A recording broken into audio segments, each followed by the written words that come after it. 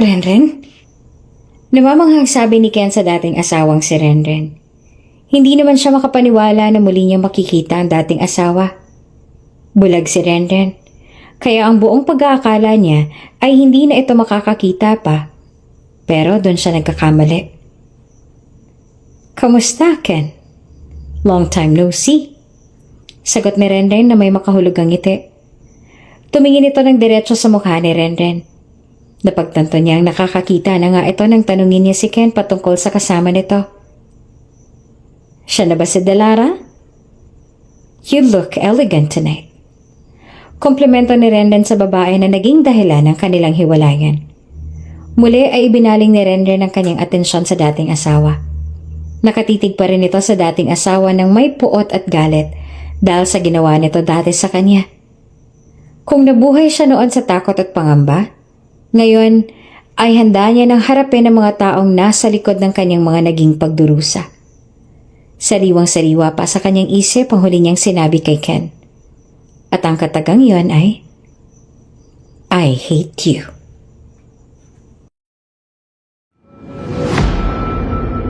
Kung bago ka pa lang sa channel na ito, Ate Jane TV, huwag kalimutang pindutin ang notification bell and subscribe button. Sana po hindi naman malaking abala sa inyo ang pagpindot ng subscribe button dahil ang kapalit po nito ay ang pagsuporta para makapag-produce ng mga libreng stories sa mga channels ni Ate Jane. Maraming salamat!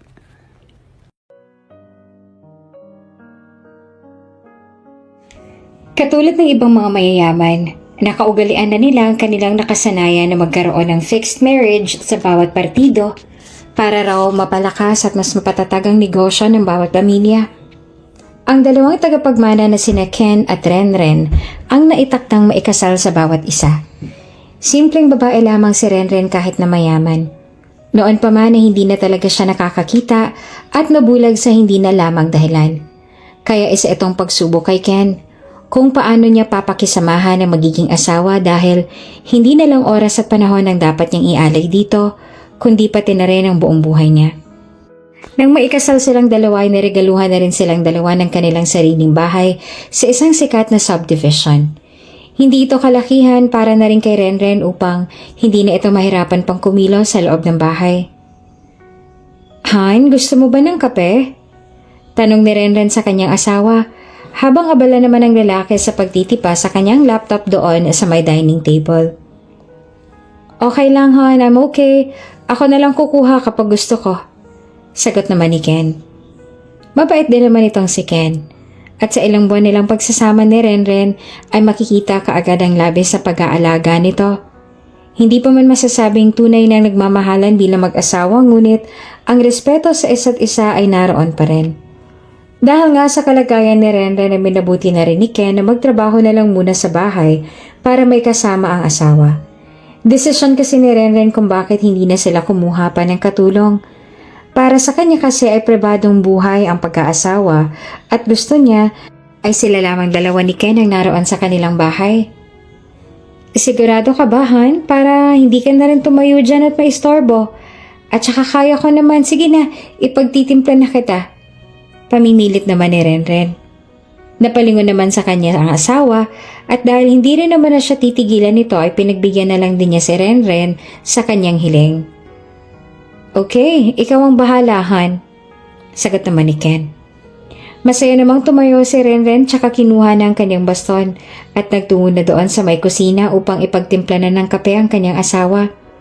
Nasasanay na rin naman na si Renren sa ganito at maging ang pasikot-sikot sa bahay ay nasasaulo niya na, kaya naman medyo tiwala na rin si Ken sa kanya sa ibang mga gawaing bahay. Ganun pa man ay hindi pa rin hinahayaan ni Ken na mapag-isa dito ang asawa dahil wala namang makakapagsabi ng aksidente o anumang kapahamakan kaya ingat pa rin siya kay Renren. Nang matapos sa magtimpla si Renren ay marahan niya siyang nagtungo sa dining table na kinaroroonan ng kanyang asawa. Maibababa naman sana niya iyon ng maayos ang biglang magkamali siya ng pagpatong ng tasa sa may mesa dahil na napatapon nito sa mga papeles ni Ken na naroon sa lamesa. Damn! Gulat na sambit ni Ken. Mainit pa man din ang kape kaya natapunan din ito ng bahagya sa kanyang suot na pajama. Sorry, Sorry ha, napadalas lang sa mga kamay ko. I'm sorry. Paghingi ng paumanhin ni Renren na halos ay magmakaawa na at lumuhod sa harapan ni Ken. Dismayado naman ang itsura ni Ken. Ngunit kahit naman magalit siya ay wala pa rin mangyayari. Kaya naman siya na lamang ang nag-adjust at pinili na lamang na kumalma. Bumuntong hininga na muna si Ken at saka nagsalita. That's okay, huwag ka na umiyak. Nangyari nang nangyari. Basta next time, kung hindi mo kaya, huwag mo nang ipilit, okay? Sige na, maupo ka na doon. Ako nang bahala dito. Sabi pa ni Ken sa asawa at inumpisahan ng isalansan ang mga nabasang papel. Sorry talaga, Han. Muling paghingi pa ng paumanhin ni Renren tsaka umupo na lamang muli doon sa may sofa. Awang-awa na nga si Renren sa kanyang sarili, lalong-lalo na kay Ken na labis-labis ng sakripisyo sa kanya. Kaya naman hindi na siya magtataka kung isang beses ay iwan na lang siya ng asawa. Dahil sino ba naman na magtataka sa isang katulad niya na bulag at walang silbi? At kung mangyari man nga ang araw na iyon na magdesisyon na si Ken na hiwalayan siya, ay hindi niya ito pipigilan pa. Dahil una sa lahat, ay arranged marriage lang naman sila kaya nauunawaan niya na hindi talaga siya magawang mahalin ng lalaki na katulad ng nararamdaman niya ngayon. Napapamahal na nga siya kay Ken ngunit nahihiya naman siyang ipaalam sa lalaki. Kaya naman go with the flow na lang siya. At ang mahalaga ay mag-asawa pa rin sila hanggang ngayon. Ang ginagawa na nga lang niya ay pasimple na lamang niyang kinukuhanan ng litrato ang asawa, lalo pa pag alam niyang nakangiti ito, dahil yon ang pangarap niya. Sa oras na makakita na siya, ang kauna-unahang bagay na gustong-gusto niyang makita ay ang mga ngiti sa labi ni Ken. At iyon ang patuloy niyang hinihiling sa Diyos na muli na siyang makakita. Nang sumunod na araw, nagpaalam si Ken kay Renren sandali na may importante lamang na ka-meeting sa opisina. Mga bigating investors yon kaya naman hindi niya pwedeng ipasa sa ibang meeting na yon, lalo pa at siya ang CEO. Nangako naman siya kay Renren na babalik kaagad at pumayag naman kaagad ang dalaga. Han, babalik ako kaagad ha. Don't do anything na ikakapahamak mo, okay? Much better kung magpiano ka na lang or maupo ka riyan sa sofa. May mga pagkain na rin akong nilabas sa mesa para hindi ka na mag-abala pang magluto ng sayo, okay? Bilin pa ni Ken kay Renren. Hindi naman mapigilan ng babae na mapangiti dahil sa pag-aalalang yon ni Ken sa kanya. Okay hon, gagawin ko yan, I'll behave. Mag-ingat ka ha, I love you. Ikinabigla naman ni Ken ang sinabing yun ni Renren. Ilang buwan na rin kasi silang nagsasama pero hindi pa rin sila sanay sa ganong uri ng endearment. O baka dahil hindi pa rin niya totally minamahal ang babae kaya hindi niya masabi iyon ng kusa sa kanya. Okay, sige. Aalis na ako. Ang mga bilin ko, ha? Don't forget. Ito na lamang ang sabi ni Ken kay Renren. Sa pagtalikod nga niya ay tila biglang may kumurot sa puso niya sa hindi pagtugon ng asawa. Kaya naman muli siyang lumingon dito at nilapitan ito. Hinalikan niya sa noo si Renren at saka muling nagpaalam. I'll go ahead. Sabi niya tuluyan na rin siyang umalis. Kusang lumuwag ang mga ngiti ni Renren sa kanyang mga labi nang halikan siya sa noo ng asawa. Hindi rin naman siya naasa na sasagutin siya ni Ken ng I love you too dahil batid niya na noon pa man ay may iba na talaga itong babaeng minamahal bago pa man sila maikasal sa isa't isa. Kaya para sa kanya, anuman ang maging response si Ken sa relasyon nila ay tatanggapin na lamang niya ng buong puso at hindi na maghihintay pa ng anumang kapalit. Kaya naman naking gulat niya nang gawin niyon sa kanya ni Ken. Hindi niya iyon inaasahan kaya nakaramdam siya ng saya at galak sa kanyang puso. Samantala dahil marahil hapon pa ang dating ni Ken at inip na rin si Renren doon sa kanilang bahay na halos ay nagawa niya na, minabuti na lamang niya na sumubok mag-bake ng cookies. Sa isip niya ay nagawa na naman niya ito ng isang beses kaya hindi malayong magawa niya ulit ito ngayon. Paborito din kasi ni Ken ang cookies kaya gusto sana niyang isurprise ang kanyang asawa pag-uwi. Tumayo na muli siya at muling kinapa ang kanyang baston at nagtungo na sa kusina para simulan na ang kanyang pagbe-bake. Una niyang kinuha ang mga sangkap at pinagsama-sama ang mga ito. Madali lang niyang nagawa yon dahil nasa bukana lang naman ang mga iyon at madaling makapa. Nang maayos niya na lahat ay nagsimula na siyang magtimpla Nang may kailangan at nang matapos ay nagtungo na sa may oven. Marahan niyang kinapang saksakan at magiging ang controller nito. Ngunit hindi pa man niya nailalagay ang kanyang gagawin ay bigla na lamang siyang nakaamoy ng usok at tila na susunog. Kinabahan na siya, kaya naman mabilis na siyang lumayo at tumistansya sa kinaroroonan ng oven. Kaagad niyang kinapkap ang kanyang cellphone sa kanyang bulsa at saka tinawagan si Ken. Ken? Ken, tulungan mo ako. Yung oven parang nasusunog. Bungad ni Renren, habang si Ken naman ay kasalukuyan nasa kalagitnaan ng kanyang business meeting with the investors. Kaagad namang napabalikwas si Ken kaya napatingin sa kanyang lahat. Nang marinig iyon ni Ken ay hindi na siya nag-atubili o nagdalawang isip pa. Bagkus ay pinareschedule na lamang ang meeting na iyon at humingi ng paumanhin sa mga ito. Sa sandaling iyon ay talagang uunahin niya ang kaligtasan ni Renren kesa sa ano pa mang mga bagay. Kumaripas na siya ng takbo patungo sa kanyang sasakyan.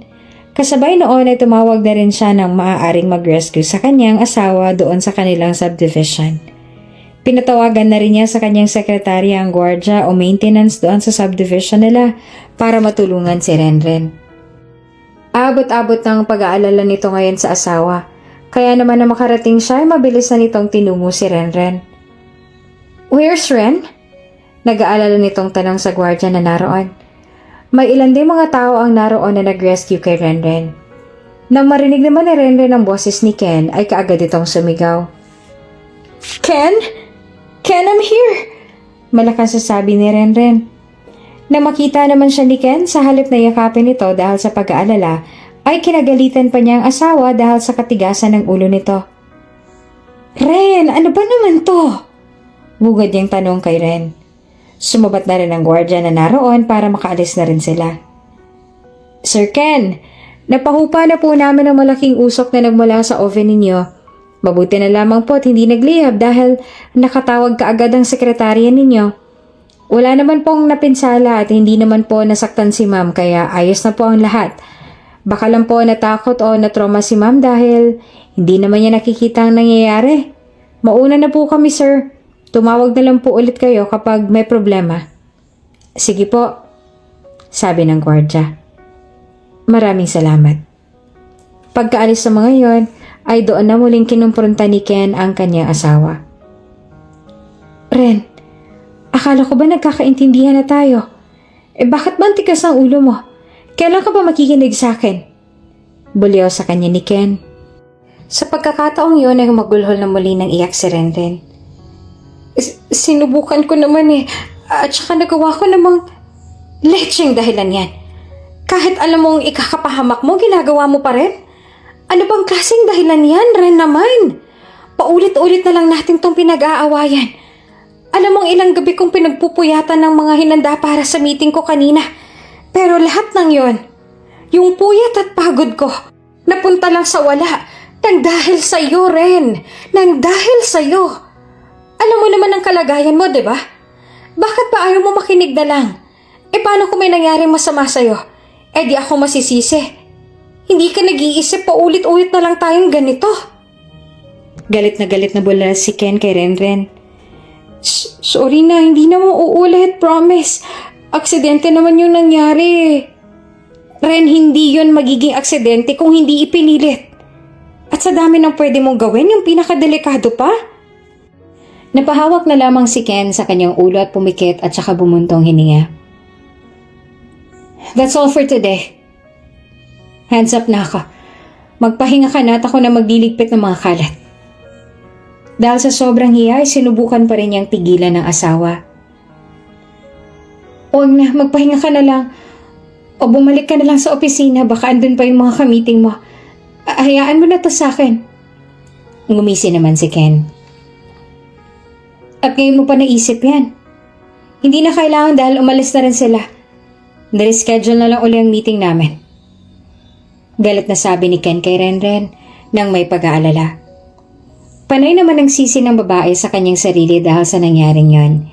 Hindi naman niya akalain na gano'n ang mangyayari kaya naman nauunawaan niya ang galit sa kanya ngayon ng kanyang asawa.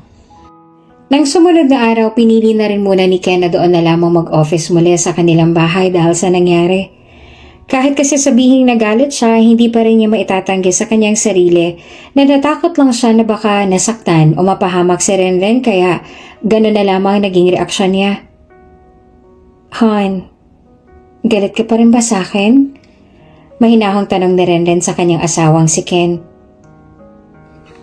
I'm not mad, I was just worried. Paano kung may nangyaring masama sa'yo? Hindi ko mapapatawad ang sarili ko kung may mangyaring masama sa'yo. Sagot naman ni Ken. Kahit nga nasa kalagitnaan sila ng tensyon, ay nakuha pa rin ni Renren na kiligin at mapangiti sa sinabing iyon ni Ken sa kanya. Hindi man nga vocal si Ken pagdating sa kanyang nararamdaman para sa kanyang asawa, ay dama rin naman ni Renren ang pagmamahal nito sa pamamagitan ng kanyang pag-aalala sa kanya. Thank you, Han, ha? Thank you for always being there for me. O kahit man wala ka sa tabi ko, thank you sa palagi mong pag-alalay sa akin at pagtulong. Ikaw na nagsisilbing mga mata ko. Kaya labis ako nagpapasalamat kay Lord na ikaw yung binigay niya sa akin na kahit sa hindi pa inaasahang pagkakataon, sa napaka-imposible mang paraan. Thank you and I love you. Kahit pa hindi pa ganun yung nararamdaman mo para sa akin. Thank you, Han. Buong pusong sabi ni Renren sa kanyang asawa. Hinawakan na lamang ni Ken ang mga kamay ni Renren tsaka hinaplos-saplos. Hindi rin naman kasi niya masisi ang asawa dahil nga sa kondisyon nito. Maging siya naman kapag nasa ganong kalagayan ay baka mas mainip pa nga siya at mas isipin pa na isa siyang pabigat kaya naman mas nilawakan na lamang niya ang kanyang pangunawa para sa kanyang asawang si Renren. Kinagabihan, naalala ni Ken na may mga importanteng tao lang pala siyang imimit ngayon na gusto ring mag-invest sa kanila. Han, ano bang bagay sa akin sa dalawang to? Nakangiting tanong ni Renren kay Ken habang hawak-hawak ang dalawang dress na kanyang dalawang kamay. Habang inaayos si Ken ang kanyang manggas ay marahan naman siyang lumapit sa babae. Yung nasa kaliwa. Sagot naman ni Ken at saka pumesto sa likod ni Renren. Sa pagkakataong yon ay naka-bra panty lamang si Renren kaya naman hindi mapigilan ni Ken na hindi matukso sa angkin nitong kaseksihan at kagandahan. Maginoon niyang kinuha ang puting bestida na pinili niya para kay Renren at saka siya na nagsuot dito. Bago niya itaas ang zipper sa likod ng bestidang yon, ay marahan namang idinampi ni Ken ang kanyang mga labi sa batok ni Renren. Dahilan ng pagtaas sa mga balahibo nito at pagkabigla. You look so gorgeous. Kung makikita mo lang. Pabulong na sabi ni Ken sa asawa at saka tuluyan ang itinaas ang zipper ng bestida ni Renren. Sakto naman na tumawag na rin ang kanyang sekretarya para ipagbigay alam na nasa restaurant na pagtatagpuan nila. Ilang minuto rin ang kanilang naging biyahe hanggang sa tuluyan na silang nakarating sa kanilang destinasyon. Pagpasok nila sa prestiyosong restaurant na yon, ay nadatnan na nga nila doon ang kanilang kamiting na sina Doc August at ang kapatid nito na si Delara. Nagpanalubong pang paningin ni Delara at Ken na parang gulat na gulat pa na makita ang isa't isa. Good evening. Sorry at na-late kami. You know, girl stuff. Panimulang bati ni Ken sa kanilang dalawa. Kinamayan na nila ang isa't isa at nagtagal ng ilang segundo kay Delara na malagkit pa rin nakatingin sa kanya. That's okay, Ken. Ilang minuto lang naman. Maginoon namang sagot ni Doc August. Napatingin din sila kay Renren. Kanina pa kasing nakalahad ang kamay ni Ken ngunit hindi pa rin ito inaabot ni Renren. Kaya naman ang mapansin iyon ni Ken ay siya nang kumamay para sa asawa at sinabing, she's blind. Na ikinabigla naman ang dalawa. Oh, sorry. Hindi ko alam. Paumanhin naman ni Doc August. No, that's okay. Sagot naman ni Renren at saka tuluyan na rin silang umupo. Hindi pa rin mawala ang tingin ni Doc August kay Renren kaya naman muli siya nag-usisa kay Ken. Wala kasi silang ideya na magaling na doktor si August sa mata kaya naman interesado siyang malaman ang pinagmula ng pagkabulag ni Renren. Mr. Ken, if you don't mind, may I ask if anong pinagmula ng pagkabulag niya? Interesadong tanong ni Doc August kay Ken. Ngunit malalim namang nakatingin sa kanya si Ken na tila ba kinikilates ang doktor. Maging siya naman na hindi alam ang pinagmula nun kaya sinabi na lang niya na bigla na lang nawala ang paningin ni Renren na hindi inaasahan. Actually that was sudden. Nakilala ko na nga lang din siya sa ganyan ang kondisyon niya. Kaya I think no one can explain the reason why? Sagot naman ni Ken. Sumabat na rin naman sa usapan si Renren. Yeah, he's right, Doc. That was sudden. Sabi nila baka dahil sa lagi akong puspos nun sa pag-aaral at pagbabasa na kahit sa dilim ay nagbabasa pa rin ako kaya siguro yun ang nag-trigger sa paningin ko tuluyan na itong mawala. Sagot naman ni Renren. Tumango na nga lamang si Doc August at sinarili na lamang niya ang mga gusto pang itanong na hindi lamang niya tinuloy dahil medyo personal na. Maya-maya ay nagsimula na rin silang pag-usapan ng kanilang agenda sa isa't isa. Mukha namang nagkakasundo sila sa kani-kanilang mga offer at ideas kaya naman natapos silang usapan ng maayos. Habang si Delara naman ay tila lipad ang utak na nakatitig pa rin kay Ken na pilit namang iniiwas ang tingin sa kanya. Ilang sandali pa ay sa kalagitnaan ng kanilang pagkain na nagpaalam muna saglit si Delara upang magtungo sa comfort room. Please excuse me for a while. I'll just go to the restroom.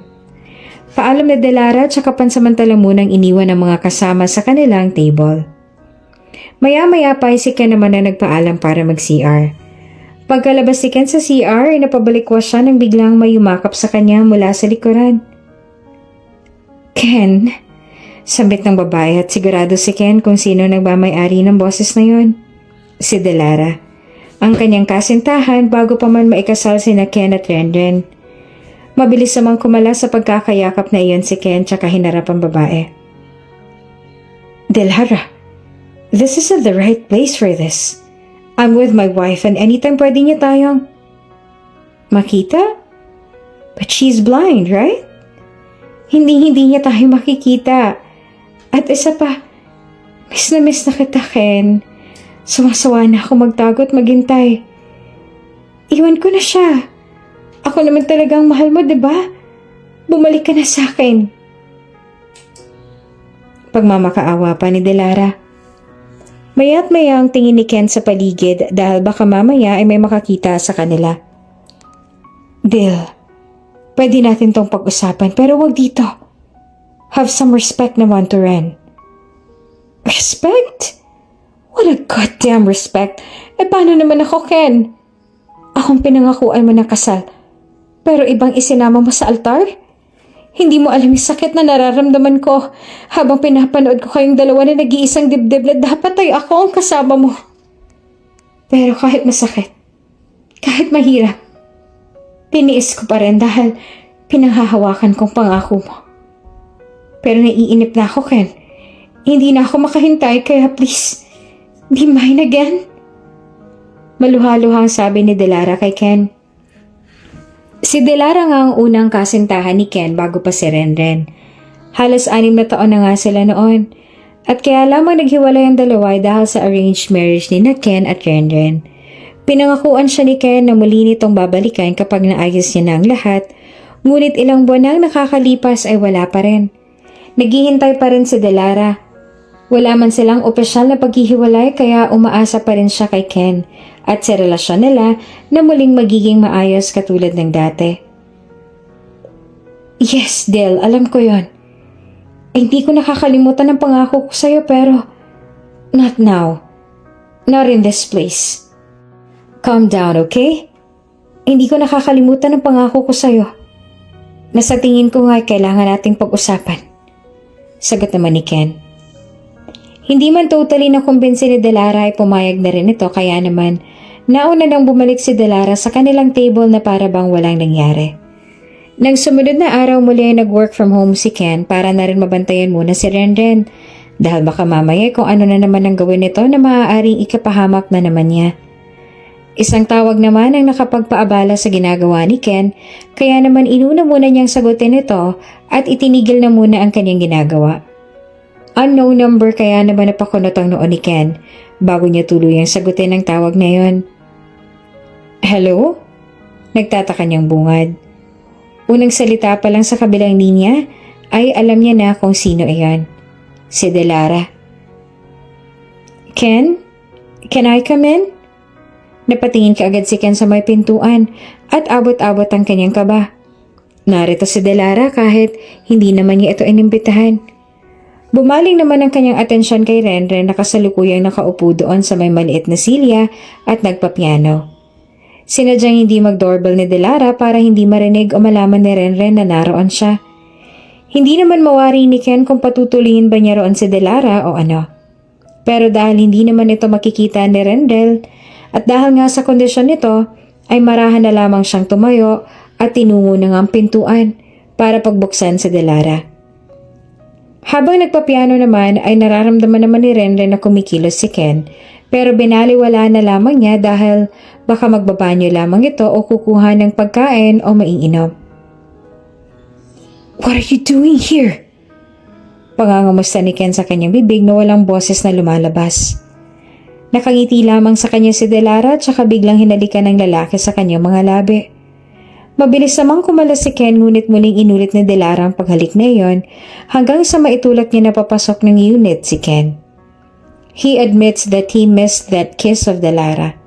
Ang katawan nito, ang bawat paghaplos sa kanyang balat at ang bawat paghinga sa kanyang tenga. Alam niyang gustong mangyari ngayon ni Delara at alam niyang ito rin naman ang hanap ng kanyang katawan, kung kaya't pinagbigyan niya ng hiling ng kanyang mga katawan. Han, mag-CCR lang ako sandali. Paalam ni Ken kay Renren para hindi na siya hanapin pa nito. Habang si Delara naman ay nakakapit pa rin sa katawan ni Ken na animoy isang tuko at patuloy pa rin sa paghalik sa leeg ng lalaki. Wala siyang pakialam kung nandun si Renren dahil ang isip niya ay hindi naman sila makikita nito. At doon ay tuluyan na nga nakapasok ng banyo sina Ken at Delara at doon ay tinuloy ang kahayukan na kanina pang gustong-gustong gawin ng kanilang mga katawan. Ilang minuto rin yon. Mabilis lang dahil sa matindi nilang kasabikan kanina. Umupo pa muna sandali sa sahig ng banyo si Ken tsaka isinandal ang likod sa may pader. Habang si Delara naman ay kasalukuyang nagdadamit at inaayos ang sarili. "Did you miss it?" Malanding tanong ni Delara habang malagkit na nakatitig sa basang katawan ni Ken dahil sa pawis. Hinihingal pa nga ito dahil sa pagod sa pakikipagtali kay Delara. Napaka-antipatiko ko naman kung sabihin kong hindi. Sagot niya pa. Limitado nga lamang at kontrolado ang kanilang pagsasalita dahil baka marinig ito ni Renren. Pumirmi na nga muna sila doon dahil tumutunog pa rin ang piano ni Renren at ang ibig sabihin nun ay tumutugtog pa rin ang babae. "Ken, mahal kita. Mahal na mahal kita. Tayo na lang ulit, please. Sige na, bumalik ka na sa akin." At doon ay nagsimula na magmakaawa si Delara. Wala na siyang papalampasin pang oras dahil sa tinagal-tagal ng kanyang paghihintay ay hindi na siya makakapayag na muli na naman siyang paghintayin ni Ken. "Delara, you know that I'm married, right? Hayaan mong umalis ako sa relasyon na to na hindi nadudungisan ang pangalan mo? Ang reputasyon ng pamilya ko. You know them, Delara. Kaya nga nagpakasal ako kay Ren. Because of them. Do you still love me?" Sagot mo lang naman ang gusto ko. I want an assurance. Another assurance, Ken. Huwag mo naman akong baliwalain, please. This is another time na itanong iyon ni Delara. Matatahimik lang naman ang kanyang kalooban kung may dapat pa nga ba siyang ipaglaban at kung mahal pa nga ba siya ni Ken. Yes, I still love you, pero... That's enough, baby. That answer is enough for me. Makakampante na ako. And I don't want to hear another but. But if you still love me, no more buts na, okay? Thank you for that answer. I love you, baby. Muli ay lumapit si Delara kay Ken na nakaupo pa rin at saka kumandong pa dito. Sa pangalawang pagkakataon, ay pinaulanan muli niya ng halik si Ken. Buong akala ni Ken ay magkakaroon pa ng round 2. Pero si Delara na ang unang kumalas at bumitaw para bitinin ng lalaki at hanap-hanapin siya. Matapos noon ay malaya na rin nakaalis si Delara ng bahay ni na Ken. Habang si Renren naman ay wala pa rin kamalay-malay sa nangyari sa pagitan nilang dalawa. Hanggang sa nasundan na nga ng nasundan ang pagpunta ni Delara sa kanilang bahay.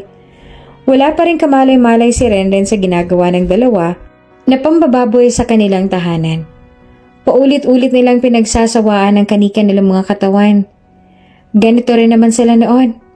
They loved each other so much. Kaya nga ganito pa rin kabaliw si Delara kay Ken. At ganun din naman si Ken kay Delara. Han, what are you doing? Malambing na tanong ni Renren sa asawa. Kakalabas nga lang noon ni Delara at kakatapos lang nilang muling pagsaluhan ang katawan ng isa't isa. Kaya naman medyo pagod pa si Ken. I'm still working, hon.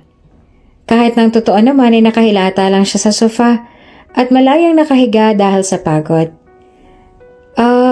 What do you want? Gusto mo bang imasahe kita? Muling tanong ni Renren sa asawa.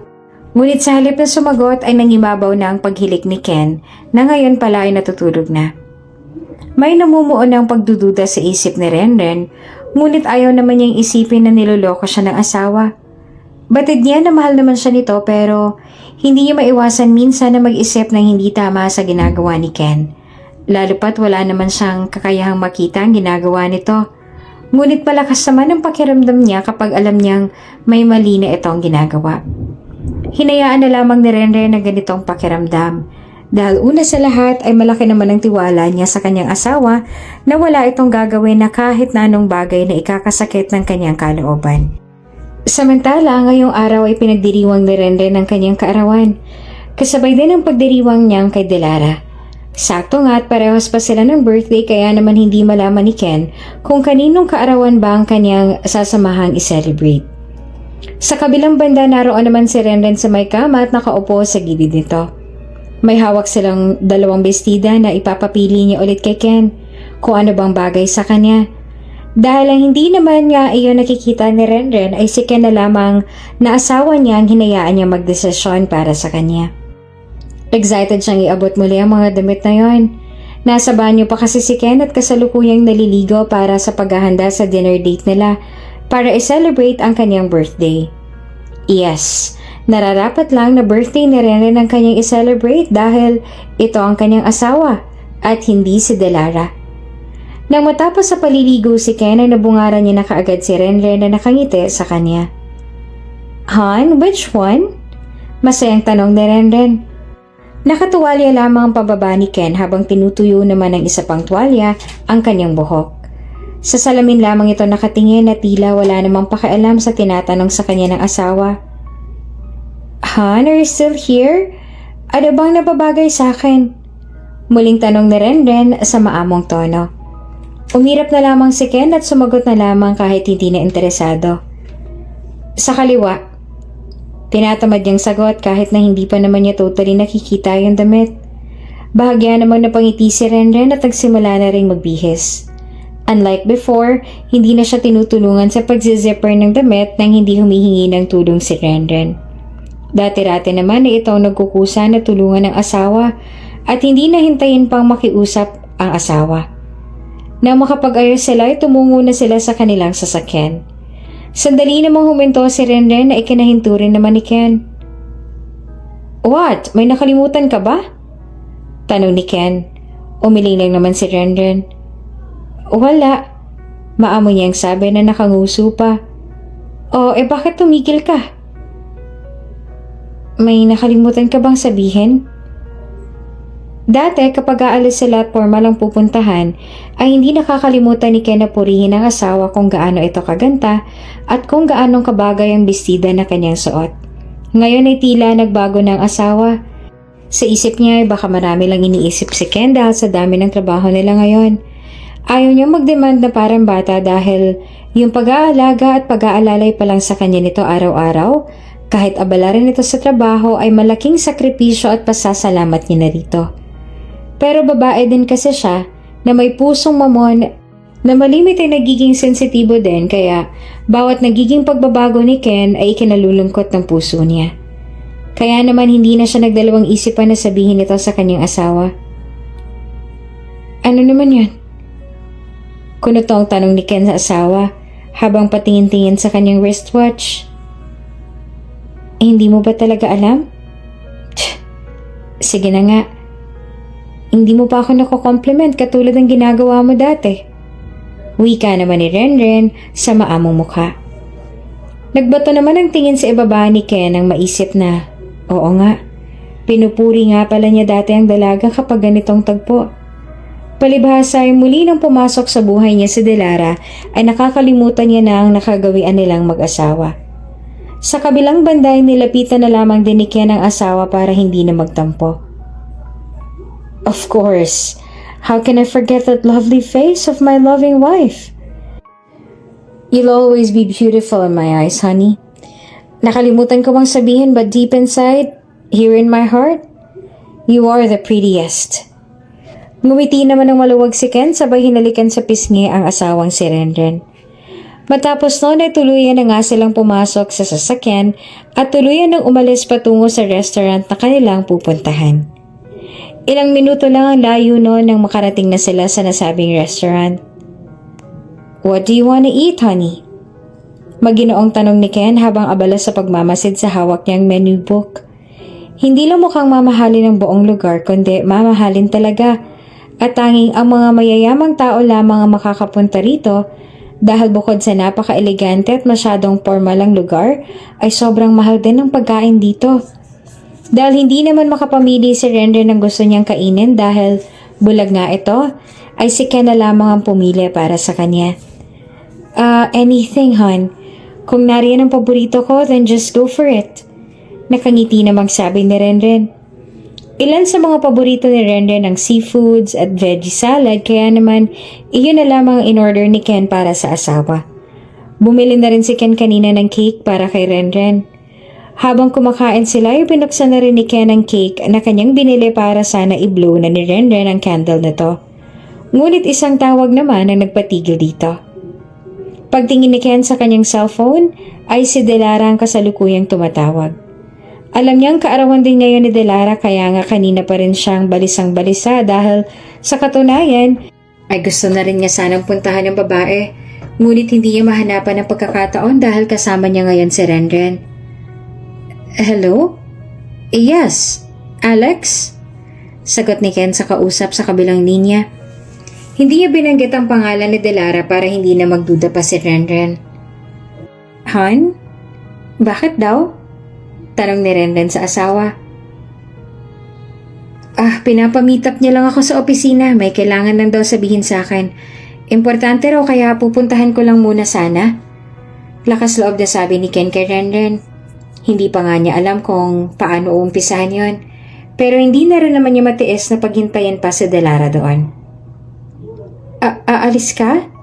Iiwan mo ako rito? Nangagambang tanong naman ni Renren. No choice na si Ken at sinabi na lang niya na oo at nangakong babalik naman siya kaagad. Oo, honey. Pero babalik naman ako kaagad. Bublow pa natin tong candle mo. Importante lang talaga. At saka malapit lang naman ang opisina natin dito. Babalikan kita kaagad, okay? Mag-aalis gis na doon at naroon pa rin si Ken sa piling ni Delara. Maya't maya rin ang tingin niya sa orasan. At nang pansin niyang alas 10 na nga ay nagpaalam na siya kay Delara. Delara, I need to go. Thank you for the dinner. And happy birthday. Wika ni Ken habang pinupunasan ng kanyang mga labi ng table napkin. Wala naman siyang sagot na nakuha kay Delara maliban sa pagtulo ng mga luha sa kanyang mga mata.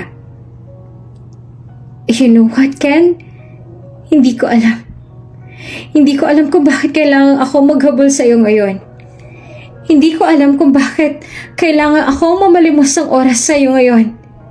Hindi ko alam kung bakit kailangan kong marinig ang mga sinasabi mo ngayon. You're once mine, Ken. At hanggang ngayon, tayo pa rin naman dapat, diba? Dumating lang naman si Ren just because of that fucking fixed marriage. But Ken, ako naman talagang mahal mo, diba?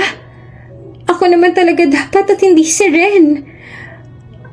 Ayoko na magtago, Ken. Sawang-sawa na ako. Kahit ngayon, ako na magmumukhang kabit at mga agaw pero ang totoo si Ren yun at hindi ako. Ang tagal kong hinintay na ipaglaban mo ako, Ken. Katulad ng ipinangako mo sa akin. Pero hanggang kailan ba? Kailan ba kasi, Ken? Bumalik ka na sa akin. Nagmamakaawa ko. I can't live without you, Ken. Please, sa akin ka na lang ulit. Pagkasabing iyon ay mabilis ang tinungo ni Delara ang kinauupuan ni Ken. Alam naman ni Ken sa kanyang sarili na mahal naman talaga niya si Delara. Ngunit meron na kasing Ren ngayon. At aminado rin naman si Ken na napapamahal na rin sa kanyang asawa. Kaya ngayon, litong-lito ang puso niya kung paano ba ito titimbangin o babalansehin. Kung paano ba patitibukin ito ng maayos at tama na wala siyang masasaktan na damdamin. He's suffocated right now by his own feelings. Ngunit sa sandaling ito, mas nananaig ang kagustuhan niyang balikan si Ren dahil sa labis sa pag-aalala. Tatayo na sana noon si Ken nang biglang lumuhod si Delara sa kanyang harapan at nang makaawa. Lampas 10:00 na rin noon kaya naman hindi na malaman ni Ken ang kanyang gagawin. No! Don't go, Ken! Please stay with me! Please don't leave me! Ako naman dapat Naaawa ka lang kasi kay Ren dahil bulag siya. Pero kung hindi siya ganun, ako pa rin naman ang mas patimbang sa'yo, diba? What you're feeling right now with her is none other than sympathy. Awa, Ken. Awa. Kaya please, just this time, dito ka muna sa akin, please, Ken. Nagmamakaawa ko sa'yo. Labag man sa loob ni Delara ang kanyang ginagawa ngayong pagluhod at pagmamakaawa kay Ken, ay wala naman siyang magagawa pa at iyon lamang ang alam niyang gawin para pigilan sa pag-alis si Ken. Nagkasalubong naman ang kanilang mga tingin na tila biglang may kumurot sa puso ni Ken. Sa isip niya ay tama nga si Delara. Sila naman talaga dati pa at sa 6 na taon nilang magkarelasyon ay tila kasal na nga lang ang kulang. Sa isip niya ay baka nga awa lamang ang kanyang nararamdaman para sa asawang si Ren. Baka nga mali lang ang kanyang akala patungkol sa kanyang nararamdaman para rito. Kaya naman sa pagkakataong yun ay nangibabaw ang kagustuhan niyang magstay kay Delara kesa ang balikan si Renren. Okay, I will not leave. Stop crying. Hindi na kita iiwan. Stop crying, baby. Aniya. At tuluyan na ngang nagwagi si Delara. Samantala dahil magkuklose na ang restaurant ay umalis na rin si Renren. Nagpaakal siya mula ron sa labas habang bitbit ang birthday cake nito. Hindi niya na namamalayang tumutulo na pala ang kanyang luha. Hindi niya alam kung ano ba dapat ang kanyang mararamdaman, lalo pa nang maalala niya ang kanyang pinakinggang voice record noong nakaraan. Sa katunayan, noong unang punta ni Delara sa bahay nila Ken at may nangyari sa kanilang banyo, ay nararamdaman na yun ni Renren. Bulag siya pero malakas naman ang kanyang pakiramdam at hindi siya tanga. Ramdam niyang nagtagal noon sa banyo si Ken at ramdam din niyang may pumasok na ibang tao. Kaya naman pasimple siyang lumapit doon sa pinto ng banyo at iniwan sa may tagiliran ang kanyang cellphone at inalagay sa voice recorder. Doon niya narinig at nalaman ang pinag-uusapan ni Delara at Ken. Doon niya nalamang may ibang ang tao sa kanilang bahay. At nang marinig lahat iyan ni Ren, ay doon niya napagtantong may nasnao na palang minahal si Ken bago siya. Nasaktan siya kasi mahal na rin naman niya ang asawa. Kahit pa sabihing fixed marriage lang sila. Mahal niya ito at ayaw niya nang mawala ito sa kanyang buhay. Hindi niya naman mapigilang mapaluha sa tuwing papakinggan ang record na yon kapag wala si Ken. Sa katunayan ay nilakasan nga lamang niya ang kanyang loob dahil hindi naman niya talaga kayang pakinggan ang konversasyon na yon na alam niyang nakakapagpadurog ng kanyang puso. Ngunit sa halip na ipagtapat ito o kumprontahin ang asawa ay inilihim na lamang niya ito dahil bigla siyang nakaramdam ng hiya sa sarili na tila siyang naging mang-aagaw at kabit nang hindi naman niya sinasadya. Gusto na sana niyang makipaghiwalay nung unang beses pa lang na marinig niya ang voice recording na iyon. Ngunit tila may kung anong pumipigil sa kanya. Gusto rin niya sa piling niya ang kanyang asawang si Ken. Samantala, habang umiiyak naman si Ren at kinakain ang kanyang cake na nakaupo roon sa labas ng restaurant, ay kung ano-ano naman ang pumapasok sa kanyang isip. Hanggang sa maisipan niyang iwan na lamang doon sa labas ang cake at umalis na lamang ito doon kahit pa wala na siyang kasiguruhan sa kanyang magiging kaligtasan ngayong gabi. Samantala, ilang oras din ang lumipas nang mapagpasyahan ni Ken na umalis na sa unit na Delara habang mahimbing na itong natutulog. Napatingin siya sa orasan at 12:00 na rin noon kaya dali-dali nang nagsuot ng pantalon si Ken at tuluyan ang umalis ng lugar.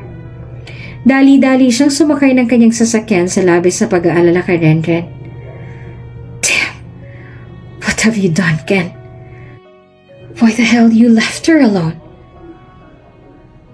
Anas ni Ken sa kanyang sarili. Ngayon, nagigilty siya dahil sa ginawa niyang yon.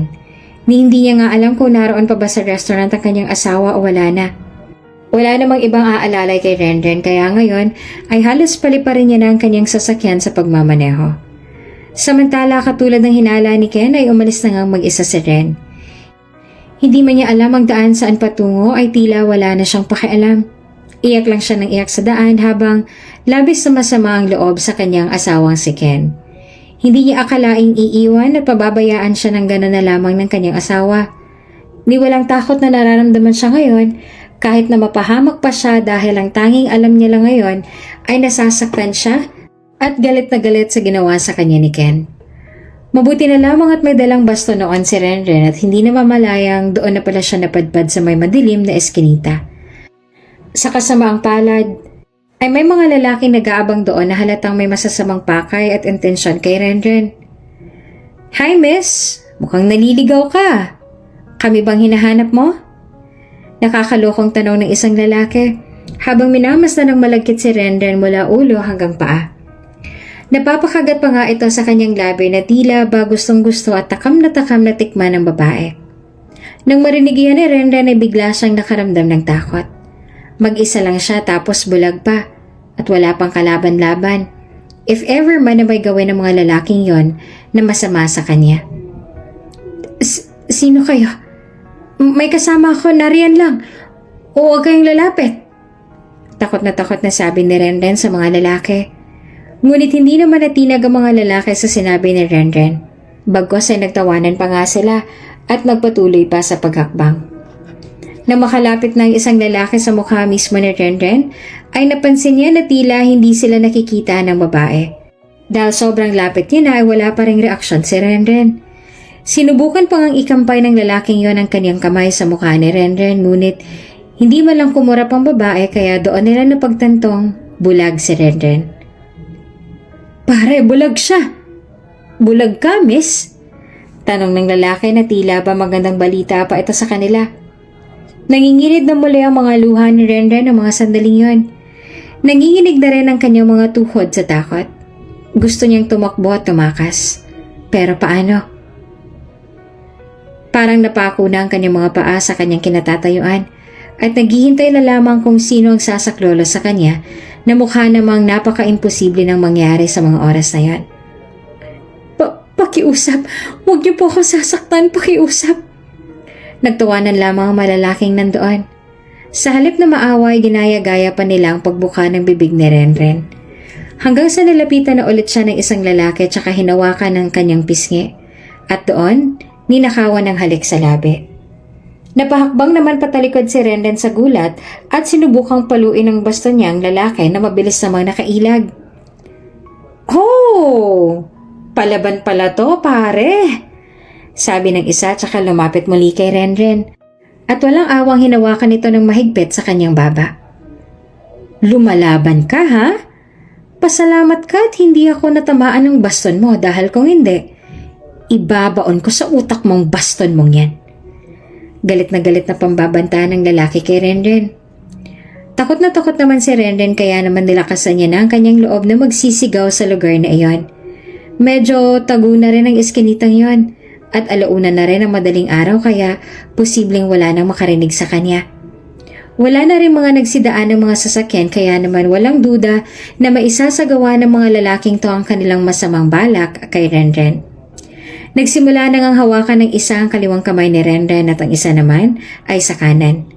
Habang ang isa naman ay mauunang gumalaw sa dalaga at gawin kung ano man ang gusto niyang gawin dito. Tanging iyak lamang ni Renren ang nangingibabaw sa lugar na iyon. Nang nakalapat na ang labi ng lalaki sa mga labi ni Renren, ay wala namang awang kinagat ng dalagang mga labi ng lalaki. Dahilan para mapasampal siya nito ng malakas at masuntok sa kanyang sikmura. Hanggang sa hindi niya na namalayan na tumutulo ng dugo mula sa kanyang labi.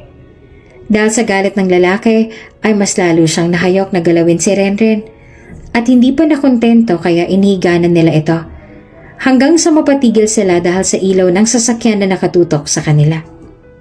Dala ng takot at pagkabigla ay mabilis na umalis na at nagsitakbuhan ng mga lalaking yan at iniwan na lamang si Renren doon na nakahiga.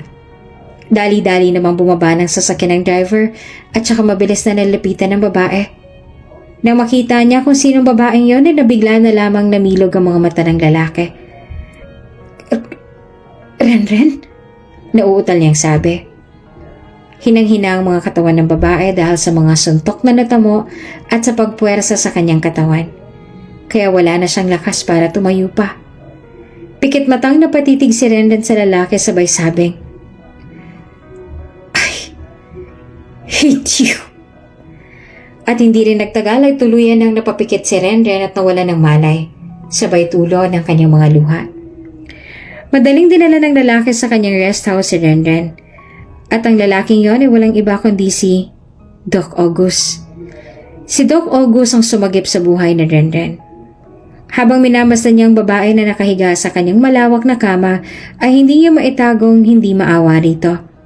Awang-awa siya sa sinapit nito at sa mga sugat na kanyang natamo. Malakas ang kutob ni Doc August na may kinalaman dito si Delara. Nakakaisang araw na nga sa kanya si Renren at hindi pa rin ito nagkakamalay. Batid niya na hinahanap na siya ng kanyang asawang si Ken, ngunit nagdadalawang isip siya na sabihin dito ang totoo na nasa kanya si Renren. Nag-aalala siya na baka mangyari na naman ito sa dalaga, na baka masaktan na naman ito sa piling ni Ken. Samantala, hanggang sa makabalik nga sa kanilang bahay ay hindi na nakita pa ni Ken ang asawang si Renren. Ipinagbigay alam niya ito sa kanilang bawat partido kaya naman gumamit na sila ng otoridad para ipahanap ang nawawalang si Renren. Sising-sisi pa rin si Ken dahil sa nangyari. Nang makabalik kasi siya nung gabing iniwan niya si Renren ay tanging cake na lamang naiwan doon sa labas ng restaurant. Maging ang mga staff ay wala ring alam sa nangyari simula nang lumabas ang pintuan ng babae. Meron mang CCTV pero hindi naman nakuhanan sa may bandang eskinita kaya hindi rin alam kung saan pa nagpunta ng gabing yon si Renren. Ni hindi na nga lumabas ng bahay si Ken. Ayaw niya na munang makipag-usap kahit na kanino. Kahit na ilang beses na siyang tinatawagan ni Delara at hindi pa rin niya ito sinasagot. Galit na galit siya sa kanyang sarili at hindi niya alam kung mapapatawad ba niya ito. Hanggang sa isang araw, hindi sinasadyang maupuan ni Ken sa may sofa ang cellphone ni Ren. Dahil miss na miss niya ng asawa ay pinakialaman niya na ito at binuksan ko anong mga naroroon. Pag-open niya ng gallery ay doon siya na-touch sa kanyang nakita. Palihim pala siyang kinukuhanan ni Renren ng litrato at pati na rin ng videos. Umaasa pa kasi ang babae na balang araw ay muli pa siyang makakakita. Lagi niyang sinasabi kay Ken na gustong-gusto niya at sabik na siyang masilayan ng mga ngiti ng kanyang asawa.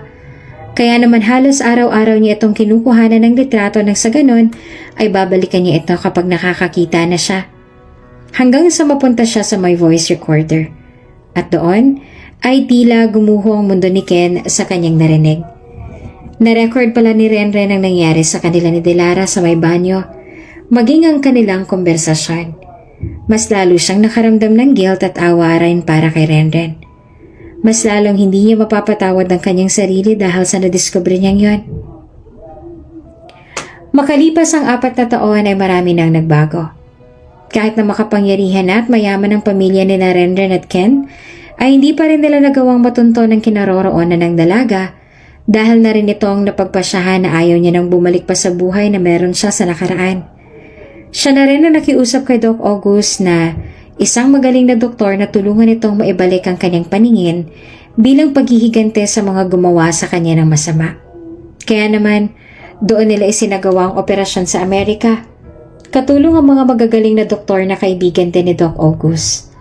Siya ang tumulong para makapagsimula muli si Renren hanggang sa makabalik sila ng Pilipinas na muli na siyang nakakakita. Habang si Ken naman ay nilagay na rin ang loob na hindi na muling makikita pa ang asawa. Kaya naman pinilit na lang din niya na mag-move on. Nagkikita pa rin sila ni Delara ngunit magpaganon pa man ay si Renren pa rin ang nasa puso niya. "Are you ready?" Tanong ni Doc August kay Renren na kasalukuyang nakaharap sa harap ng parehabang salamin. Matalim niyang pinagmamasdan ang kanyang sarili. Hindi niya akalaing posible pa pala siyang makakakita. Posible pa pala niyang makita ang kanyang taglay na kagandahan. Noon lagi niyang sinasabi sa kanyang sarili na kapag muli na siyang nakakita, ang kauna-unahang gusto niyang muling makita ay ang mga ngiti sa labi ni Ken. Gustong-gusto niya talaga yung makita at sabik na mahaplos man lamang ang kanyang mga pisngi. Napakasimple lang naman ang kanyang pangarap, ngunit tila hindi talaga laan para sa kanya. Aminado si Renren na hanggang ngayon ay may konting pagmamahal pa rin siyang nararamdaman para kay Ken. Ayaw niyang dayain ang kanyang sarili at pagsinungalingan ito, kaya naman pagdating sa kanyang damdamin ay open siya kay Doc August na malawak na naman ang pangunawa. Maging nga kay Delara ay inilihim niya ang pagkupkup kay Renren para lamang maisagawa nila ang kanilang plano. I'm ready, Doc August. I'm ready to face all of them. Lalong-lalo na si Kennedy, my ex-husband and the one who ruined my life. Maraing sabi ni Renren ng may matinding gigil at galit. Sariwa pa rin kasi sa kanyang isipan ang ginawa sa kanya nitong pag-iiwan at panluloko. Ang harap-harapang panluloko kaya naman ito ang naisip niyang gawing paghihigante sa dating asawa. Ang muling magbalik ang taas noo at wala nang kinatatakutan pa. Sa kabilang banda may event ngayon ng mga bigating business tycoons na dadaluhan ni Ken, kasama si Delara at ni Doc August kasama si Renren. Nang malaman nga ni Renren ang magarbong event na ito, ay siya nang nagkumbinsi kay Doc August na makadalo rito na kaagad namang sinang-ayunan ng doktor. Nang makarating sila sa events place ay sumalubong sa kanilang mga nakikislapan at mga nagniningningan na ilaw. Alas lahat ng mayayaman ay naroon. Hanggang sa tuluyan na ngang tumama mga tingin ni Renren kay Ken, kung saan ito naman talaga ang hinahanap ng kanyang mga mata. Mas humigpit ang kanyang hawak sa braso ni Doc August at saka tuluyan ng inihakbang ang kanyang mga paa papalapit sa kinaroroonan ni Delara at ng dati niyang asawang si Ken. Renren? Namamanghang sabi ni Ken sa dating asawang si Renren. Hindi siya makapaniwalang muli silang magkikita ng dalaga. Bulag si Renren kaya ang buong pag-aakala niya ay hindi na ito makakakita pa. Ngunit doon siya nagkakamali. Nagulat ka? Kamusta na ang magaling kong ex-husband with his mistress? Sagot ni Renren ng may makahulugang ngiti. Tumingin din ito kay Delara na tila ba nandidire. Tumingin ito ng diretso sa mukha ni Ken. Napagtanto niyang nakakakita na nga ito nang tanungin niya si Ken patungkol sa kasama nito. Oh, siya na ba si Delara? You look elegant tonight. Komplemento pa ni Renren sa babae na naging dahilan ng kanilang hiwalayan. Muli ay ibinaling ni Renren ang kanyang atensyon sa dating asawa. Nakatitig pa rin ito sa dating asawa nang may puot at galit dahil sa ginawa nito sa kanya. Kung nabuhay siya noon sa takot at pangamba, ngayon ay handa niya nang harapin ang mga taong nasa likod ng kanyang mga naging pagdurusa. Sariwang-sariwa pa nga sa kanyang isip ang huli niyang sinabi kay Ken. At ang katagang yon ay, I hate you. Ilang segundo rin nakatunga nga si Ken kay Renren. Hindi talaga siya makapaniwala ngayon na muli silang magkikita, na muling babalik ang dalaga. Kasabay noon ang pagtataka kung bakit magkasama sila ni Doc August. Why are you with her?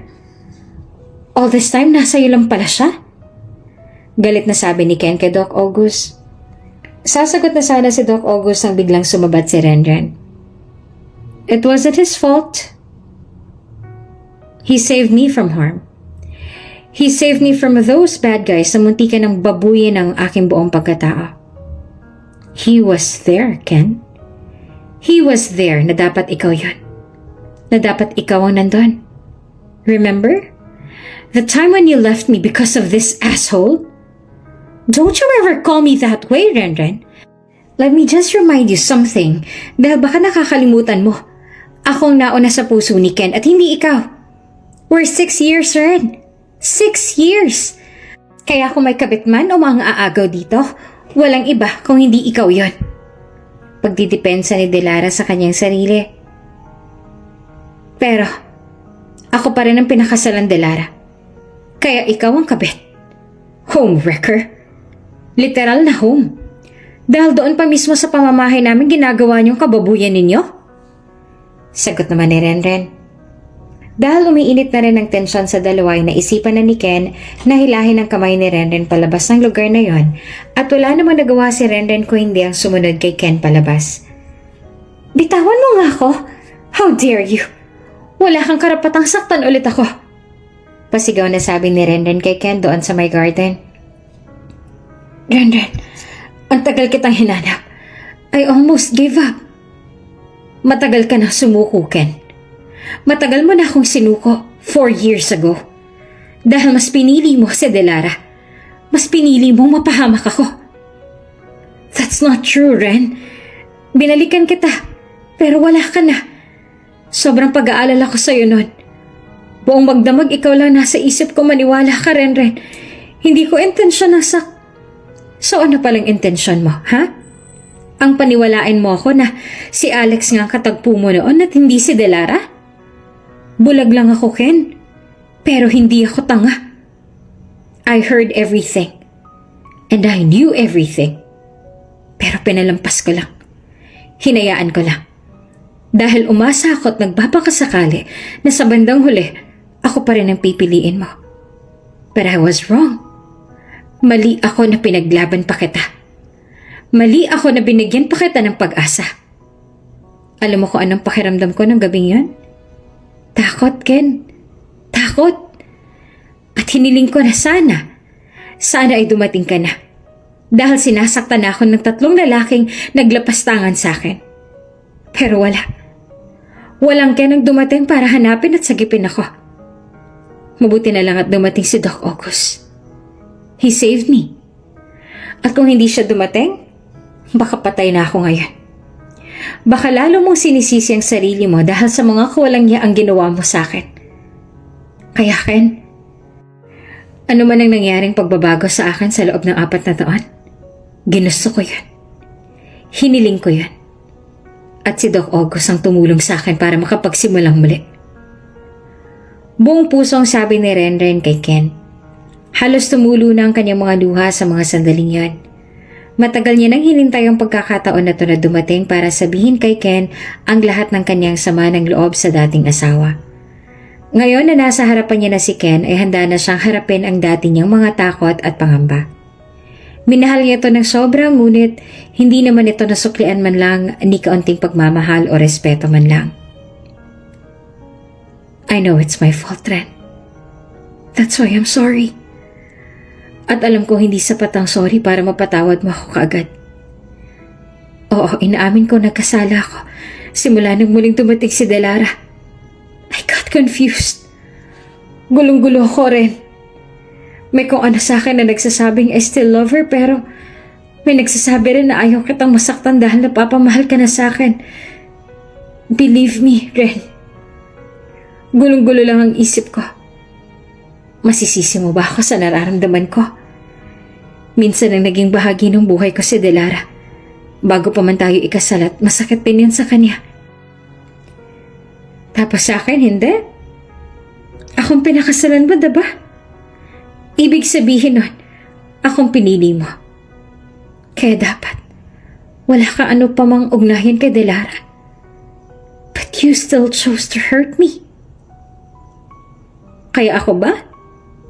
Masisisi mo ba ako sa nararamdaman at naramdaman ko? Tao lang din ako, Ken. Tao lang din ako na nasasaktan. At yung mga pinagdaanan ko na hindi makatao dahil pinabayaan mo ako. Walang kapatawaran yun, Ken. Wala. Kaya kung ano man ang intensyon mo ngayon, hindi mo na maibabalik pa ang dating Renren na kawawa at uto-uto. Pinapalaya na kita. Maitutuloy niyo na ni Delara ang naudlot niyong pagmamahalan.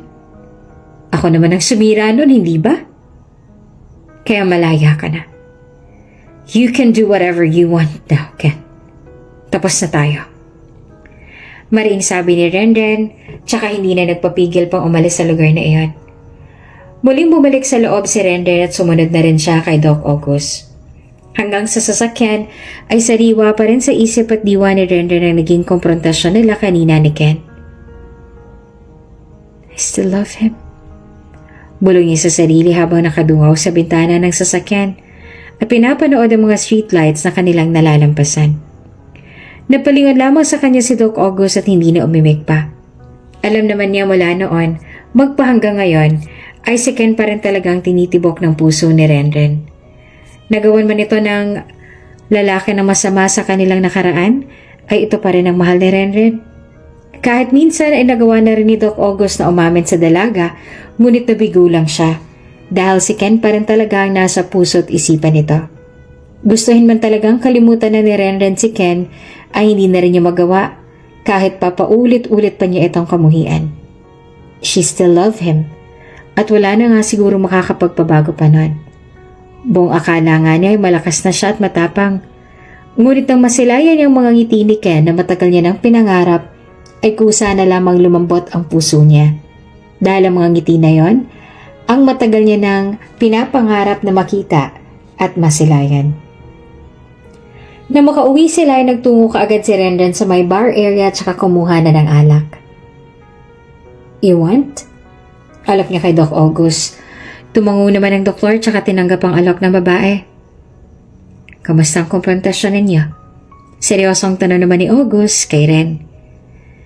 Nakatulala lamang sa kawalan ng babae na tila dismayado sa kanyang nararamdaman. Ayos naman, pagsisinungaling niya. Paano ayos naman? Satisfied o kulang pa ba? Muling tanong ni Doc August sa makahulugan. Napabuntong hininga naman si Renren. Wala naman kasi siyang maitatago kay August dahil lagi nitong nababasa kung ano bang kasalukuyang nararamdaman niya. Ramdam kasi ng lalaki na kapag may mabigat itong nararamdaman, kaya naman hindi niya talaga madadaya ang kanyang sarili. Come on, Ren, I know you. At kung ako iniisip mo, don't mind me. Ang mahalaga ay huwag mong itago sa akin kung ano talagang nararamdaman mo. Alam ko namang wala na talaga akong pag-asa sa'yo. Lalo pa ngayon na nakita na ulit kayo ni Ken. Hindi malabo at hindi malayong manumbalik ang damdamin mo sa kanya. And I'm not against it. As long as he promised na hindi ka na niya sasaktan. Saka pa lang kita isusuko kapag muli niya nang napatunayan ang sarili niya sa'yo. I care for you, Ren. Kaya nga kita itinago ng 4 na taon, diba? To prepare yourself for this comeback. But I think I failed and you failed. Pero mahalaga naman kasi na huwag kang masaktan. Na huwag saktan ang sarili mo para makapaghiganti. Hayaan mo siyang kusang makaramdam ng paghihiganting niya kahit na wala kang gagawin. You're right. Hindi dapat ako nagpapakalugmok ng ganito.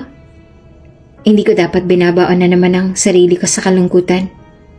At oo, ng totoo, I still love him, August. Hindi ko alam kung bakit hindi maalis. Sa lahat ng nagawa niya sa aking kamalian, yung pagmamahal ko pa rin sa kanya nangingibabaw. Nagawa ko na siyang kamuhian pero hanggang dun lang yun. Hanggang muhi lang pero ang kalimutan siya. Bakit hindi ko magawa? Bakit ang hirap? Akala ko magiging maayos ng buhay ko. Pero bakit parang biglang gumulo? Maging ako hindi ko rin maintindihan ang sarili ko. Gulong-gulo na ako, August. Hindi ko na alam. Wika pa ni Renren. Kahit ano ngang gawin niyang pagkamuhi at paglimot kay Ken, ay ito pa rin ang gusto niya. Ganon naman talaga siguro kapag tunay na mahal mo ang isang tao. Gaano mang kalaki ang nagawa niya sa iyong kasalanan, pinasakitan ka man niya o niloko, bandang huli ay siya pa rin ang gusto mong pipiliin ng puso mo, kahit ayaw pa ng isip mo. Tawagin man nila itong tanga o pagpapakamartir, wala eh.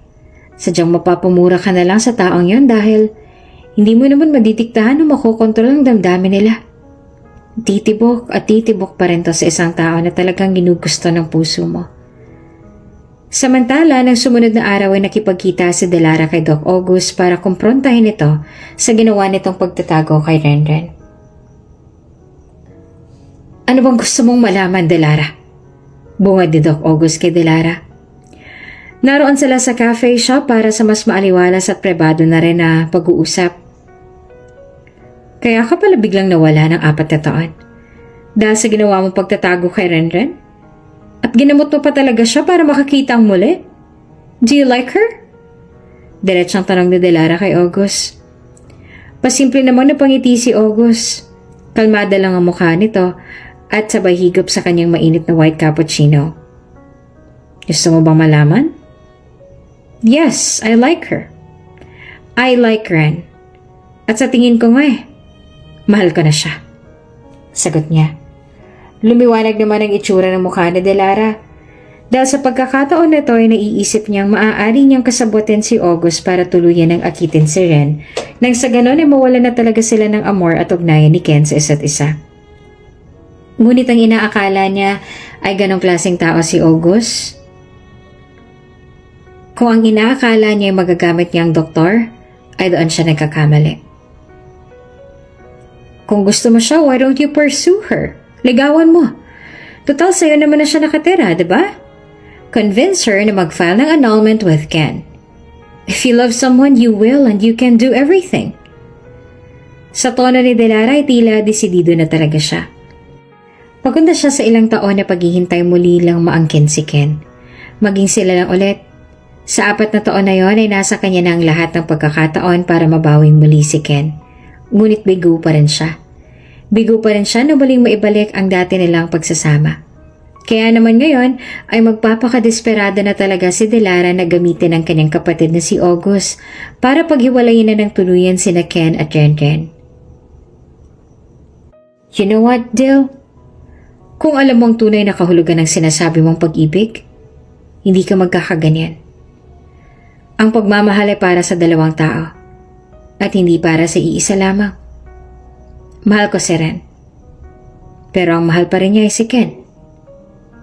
I tried everything para mawalang damdamin niyang yon para kay Ken. But I failed. And I realized na kung totoong mahal ko si Ren, hindi na ako dapat ang magiging rason para masaktan siya muli. Hindi mo ba nararamdaman na baka nga ayaw na sa'yo ni Ken? Sa loob ng 4 na taon kaming nawala. Hindi ka man lang ba nagtaka kung bakit hindi pa niya tuluyang prenoseso yung annulment nila? Kung bakit hindi niya pa rin nagawang iwan na tuluyang makipaghiwalay kay Renren para sa'yo? Dahil ang totoo niya, mahal na ni Ken si Renren. Marahil nako-confuse lang siya sa nararamdaman niya. At kapag ang isang tao ay naguguluhan na sa kanyang nararamdaman, ang ibig sabihin lang nun ay minamahal niya na ang taong yan. At yun ay ang kanyang asawang si Renren. They'll just accept it.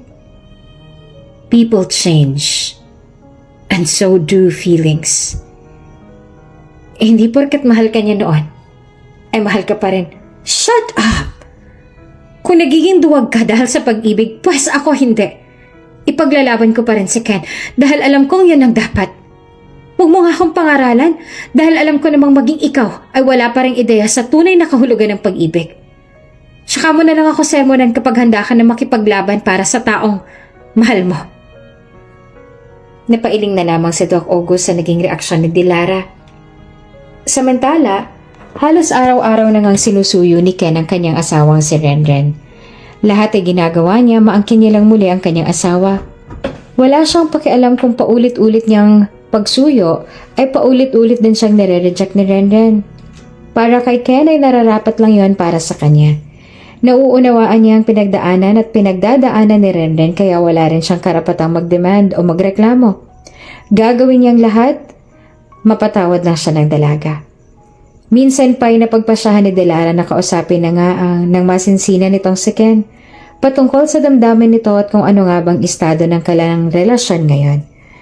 Gusto na rin kasi niyang maliwanagan dahil maging siya ay hirap na rin ang kalooban. Unti-unti na nga rin niyang nauunawaan ang gustong ipaunawa sa kanya ng kanyang kapatid na si August.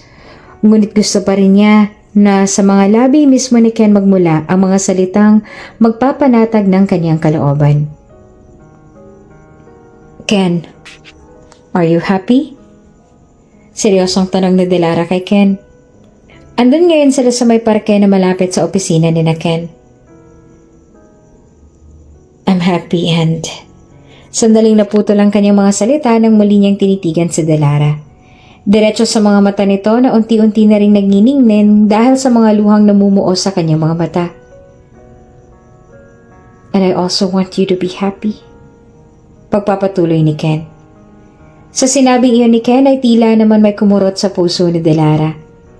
Hindi niya alam kung dapat ba niyang ikatawa o yon o ikalungkot dahil parang ang sakit ng datingnan sa kanya. Parang bigla siyang pinukpok ng isang matigas na bagay sa kanyang ulo dahilan para matauhan siya. Sa katunayan ay hindi pa siya handa. Hindi siya handa na marinig ang mga dapat niyang marinig ngayon. Pero gusto na rin niya ng katahimikan.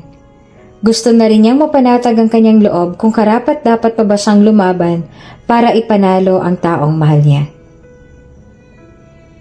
What do you mean? Nauutal na tanong ni Delara na may takot sa kanyang puso. Del, wala akong pinagsisisihan sa 6 na taon. Gabi-gabi kong pinagsisisihan ng mga bagay na hindi ko nagawa sa'yo. Naging bahagi ka ng buhay ko. At ikaw ang kauna-unahang babaeng minahal ko. Pero kung hindi pa ako magdedesisyon ngayon at magpapakalalaki, baka habang buhay na kitang masaktan at ayoko mangyari yon. Mahal na mahal kita, Delara. Noon. Pero ngayon, Renren owns my heart. Patawarin mo ako, Del. Kasalanan ko ang lahat ng to. Hindi ko na dapat pinatagal pa. Patawarin mo ako. But I love Renren. I love my wife. Tuluyan na rin tumulo ang mga luha ni Delara nang marinig ang masasakit na mga salitang yan. Nakatitig pa rin siya kay Ken na para bang ang kanyang mga mata na lamang ang kusang sumasagot at tumutugon sa mga sinasabing iyon ni Ken. Tama na ang kanyang mga luha ang magpakita ng kanyang kalungkutan. Wala na rin naman kasing salita pa ang gustong lumabas mula sa kanyang bibig. Gusto lang niyang titigan si Ken ng matagal sa huling pagkakataon at muling haplusin ang mukha nito. Salamat. Salamat dahil naging totoo ka rin sa sarili mo. Masakit. Pero kailangan kong tanggapin, diba? May asawa ka na. At ako ngayon na nagmumukhang pangalawa. Mahal na mahal kita, Ken. Sapat na siguro ang sakit na to para matutunan ko rin kalimutan ka. Iyan lang naman ang gusto kong marinig Na si Renren na ang mahal mo. Nawala na talaga ako sa'yo. Kahit kaunti lang. Mas gusto ko nga yan na wala nang matira pa riyan sa puso mo na katiting na alaala ko. Mahal kita. Pero kailangan ko na rin turuan ng tulungan ng sarili ko na makalimot. Kaya salamat, Ken.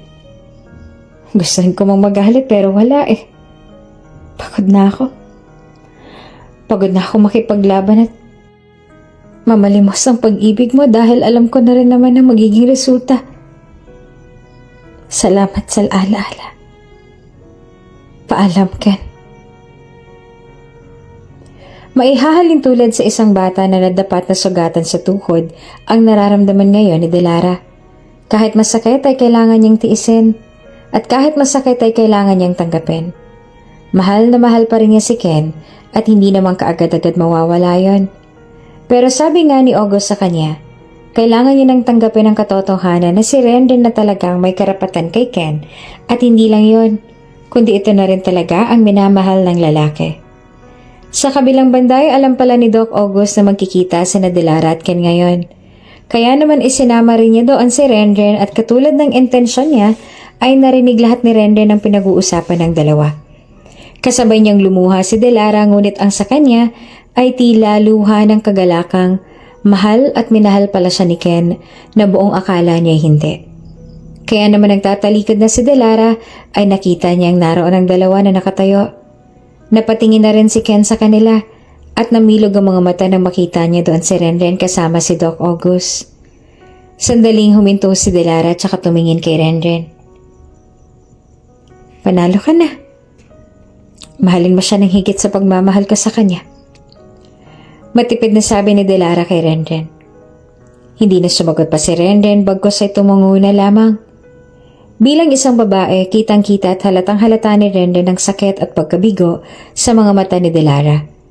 Pare-pareho lang silang biktima ng pag-ibig at pinaglaruan. Pero ang mananaig pa rin talaga at mangingibabaw sa huli ay yung tunay at purong pagmamahal. At yun nga ang pagmamahalan nilang dalawa ni Ken. Inalahad na rin ni Doc August ang kanyang kamay sa harap ni Delara at saka niyaya niya itong umalis. Let's go. Yaya ni August ang may mangiti sa kanyang mga labi. Okay. Sagot naman ni Delara at saka tuluyan na silang umalis. Nanatili naman nakatayo roon si Renden habang nakatingin pa rin kay Ken at ganun din sa kanyang lalaki. Hindi nila malaman kung kanino bang mga paa ang mauunang humakbang at kanino bang mga labi ang unang magbibitaw ng mga salita. Gusto lang muna nilang paghilumin ang tensyon na naiwan kanina bago sila tuluyang magtungo sa harapan ng isa't isa.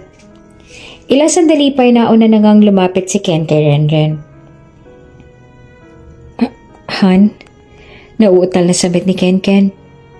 Hiyang-hiya pa nga siyang humarap kay Renden dahil sa mga nangyari. Ken, bawi naman ni Renden na nauutal din ng salita. Nang magpanagpuna ang kanilang mga katawan sa harapan ng isa't isa na may ilang distansya lamang ang lapit, ay sinamantala na nila ang pagkakataon na maihayag na nila ang kanilang mga damdamin. Ren, I hope you've heard everything. And I meant it. Paulit-ulit akong hihingi ng tawad sa'yo. Paulit-ulit kitang susuyuin dahil ikaw ang asawa ko. Paulit-ulit kong ipapadama sa'yo na nagsisisi na ako. Muli ka lang bumalik sa akin, Ren. You are my wife. At yun ang pinanghahawakan ko sa loob ng mga nagdaang taon na nawala ka. Mahal kita, Ren. At ikaw lang ang tinitibok ng puso ko. Paniwalaan mo sana ako. Natakot ako noong halos 4 na taon na nawala ka. Hindi ko pala kaya na mawala ka. Hindi ko pala kaya na kaunting segundo ay hindi kita kasama. Mahal na mahal kita, Ren. Please be mine again. Magsimula ulit tayo. Sinserong sabi ni Ken sa kanyang asawang si Renden. Naghihinakit man at sumamahan man ang loob ni Renden sa kanyang asawa, bandang huli ay mananaig pa rin talaga ang tunay na nararamdaman. Na kapag mahal mo ang isang tao, sa kanya mo lang gustong maranasan ang saya at lungkot. Ang ginhawa at hirap. Sa kanya mo lang gustong ialay ang buhay mo paulit-ulit mo mangsaktan. Wala Ganon naman talaga ang pagmamahal. Kahit hindi na uso ang martyr sa panahon ngayon, mas pipiliin mo pa rin mabuhay at magpatuloy kasama ang taong nagdudulot sa iyo ng sakit at saya. Okay na ako, Ken. I heard everything. Hindi ako nagagalak na masaktan mo si Delara pero nagpapasalamat ako. Dahil finally, ipinaglaban mo rin ako. Matagal ko nang hinintay yun. Nasabihin mo rin sa akin. Jen, mahal na mahal din kita. Yung tunay at walang pag-aalala. Yung puro at walang halong biro. Ang sarap pala sa pakiramdam na mahalin at pahalagahan ka rin ng taong mahal mo. And yes, Ken, sa kabila ng mga nagawa mo, sa kabila ng pananakit mo sa damdamin ko, at sa kabila ng mga sama ng loob ko sa'yo, ikaw pa rin Ikaw pa rin ang mahal ko. Gustuhin ko mang tumingin na sa iba at magmahal ng iba. Wala Ikaw pa rin ang gusto ng puso ko. Ikaw pa rin yung tinitibok nito. Kahit ayaw na ng isip ko. Ikaw pa rin, Ken. Ikaw pa rin. At tuluyan na nga bumagsak ang mga luha ni Renden na kanina pang gustong kumawala. Lumuha na rin ang mga mata ni Ken na may halong saya dahil sa wakas ay napatawad na rin siya ni Renden. Alam niyang hindi pa sapat yung mga nagawa niyang pagsuyo sa asawa para mapatawad siya kaagad nito. Likas na mabuti lang talaga ang puso ni Renden kaya sa isang iglap ay napatawad siya kaagad nito. Ngunit magpaganon pa man ay hindi pa rin titigil si Ken ng suyuin iyon ng suyuin. Kahit pa sa tumanda na sila, Hindi lang para makabawi kundi para na rin muling ibigay sa sarili niya ang mga bagay na dapat ginawa niya noon. Hindi na rin nagbitaw pa ng salita si Ken bagkus sa hinalikan niya na lang si Renden sa kanyang mga labi. At sa muling pagdampi ng kanilang mga labi ay mas naramdaman nila ang tunay na damdamin nila para sa isa't isa. Muli nilang pinagsaluhan ang kanilang wagas na pagmamahalan. Ang pagkakaiba lang ngayon ay wala na silang inililihim pa sa bawat isa at tunay na ang kanilang pag-iibigan kumpara noon na tila may humihila pa rin sa kanila na mali ang kanilang ginagawa. Ang tunay na pag-ibig kapag nauna ang takot at pangamba ng isang taong tunay na nagmamahal sa kanilang puso ay posibleng marami silang malalampasan ng mga mahahalagang bagay o pagkakataon. Posibleng mawala ng tuluyan ng taong kanilang minamahal at posibleng hindi na ito bumalik pa sa kanilang buhay. Hindi sa lahat ng panahon at pagkakataon ay may taong laging nandyan para sa'yo at mamahalin ka ng walang kapalit. Kaya kung sa tingin mo ay nasa iyo na ang taong yon, ay huwag mo nang pakawalan pa. Bagkus sa ingatan na ito at huwag nang sayangin. Dahil maraming bagay na maaari mong ikasisi sa bandang huli. Habang nabubuhay ang tao, dapat ay sulitin na natin ang pagkakataon na aminin ang tunay na nadarama sa isang tao at huwag nang magpaligoy-ligoy pa. Ang paglilihim ay isang uri pa rin ng panloloko kaya naman hanggat may pagkakataon o may aaminin natin ang tunay nating damdamin sa taong minamahal. Wala mang kasiguraduhan na parehas kayo ng nararamdaman, ay pilitin mo pa rin magtapat dahil walang nakakaalam at makapagsasabi kung hanggang kailan tayo sa mundo na sa ganon ay wala tayong pagsisihan. Dahil ang totoo, sa pag-ibig ay hindi naman mahalaga ang nakaraan kundi ang kasalukuyan. Mas patimbang ang mga naging karanasan kaysa sa mga matitinding pinagdaanan. As long as mangingibabaw pa rin ang pagtanggap at kapatawaran ay mananatili pa rin maging matatag ang mga pinagsamahan. Nagsimula muli ng panibagong buhay sina Ken at Renden at kinalimutan na ngang nakaraan na nagsilbi na lamang bahagi ng kanilang mga alaala. Nagsisimula na rin silang bumuo ng sariling pamilya at ngayon ay 2 buwan nang pinagbubuntis ni Renden ang kanilang panganay na anak. Naging matagal man ang naging proseso at paghihintay, ang mahalaga ay hindi sila sumuko at bumigay. Pinili pa rin nilang piliin ang isa't isa kahit na maraming naging balakid. Kahit may mga masakit na pinagdaanan dahil sa bandang huli, ay laging nagwawagi ang mga taong nagmamahal ng tunay na walang anumang hinihingi pang kapalit at mananatili at makinig sa pinipintig ng puso. Huwag lamang bumase sa dinidikta ng isip. Dahil nabubuhay tayo, hindi para bumitaw at sumuko, kundi para magpatuloy at matuto. At sa kaso ni Ken at Renden, hindi man sila sigurado nung una sa kanilang relasyon, hindi na rin nila piniling sumuko bagkus ay dinaman na lang nila kung ano ba talaga ang kanilang nararamdaman at hindi magdesisyon ng padalos-dalos at bandang huli ay nanaig pa rin yung kanilang pag-iibigan na mas pinatibay pa ng panahon. Nang ipinanganak ni Renden ang kanilang panganay ay muli naman nilang napagpasyahan ni Ken na pakasalan ulit si Renden. Masaya na rin si Doc August para sa kanila at iniwan na lamang si Renden sa kanyang mga naging alaala sa nakaraan. Lumipad na rin patungong Amerika si Delara at doon ay sinimulan niya na ang kanyang buhay ng bago at wala nang masamang damdamin.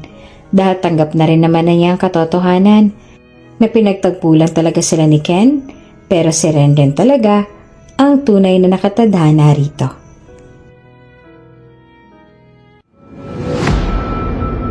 Kung bago ka pa lang sa channel na ito, Ate Jane TV, huwag kalimutang pindutin ang notification bell and subscribe button. Sana po hindi naman malaking abala sa inyo ang pagpindot ng subscribe button dahil ang kapalit po nito ay ang pagsuporta para makapag-produce ng mga libreng stories sa mga channels ni Ate Jane. Maraming salamat! Renden?